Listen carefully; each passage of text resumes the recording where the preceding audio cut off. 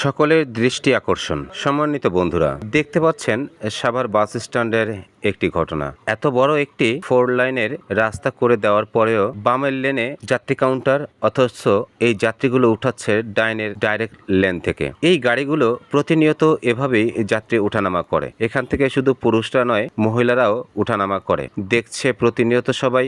প্রশাসনিক অনেকেই অবগত থাকলেও এই বিষয়টি নিয়ে কেউ সমাধানের চেষ্টা করছে না। আমরা যারা মিডিয়া কর্মী তারা অনেকেই প্রচারণা করছি, কিন্তু এটা শুধুমাত্র অনলাইন জগতেই রয়ে যাচ্ছে, কোনো সমাধান হচ্ছে না। তাই আজকের এই ভিডিওর মাধ্যমে প্রশাসনের দৃষ্টি আকর্ষণ করে অনুরোধ করছি, সাভার বাস স্ট্যান্ড সহ বিভিন্ন স্ট্যান্ডে সরাসরি ডাইনের লেনের যে রাস্তার গাড়িগুলো এভাবেই চলাফেরা করে কিংবা যাত্রী ওঠানামা করে, তাদেরকে আইনের মাধ্যমে দৃষ্টান্তমূলক বিচার এবং সঠিক সমাধানের ব্যবস্থা গ্রহণ করা হোক। তা না হলে ঘটে যেতে পারে যে কোনো মুহূর্তে একটি অনাকাঙ্ক্ষিত ঘটনা। এভাবেই এই বড় আইল্যান্ড থেকে বিভিন্ন সময় নারী ও পুরুষরা লাফিয়ে যখন পারাপার হয়, তখন তারা দুর্ঘটনার শিকার হচ্ছে। ঘটে যাচ্ছে প্রাণহানির মতনও দুর্ঘটনা। সবাইকে ঈদের শুভেচ্ছা জানিয়ে আজ এখানেই বিদায় নিচ্ছি।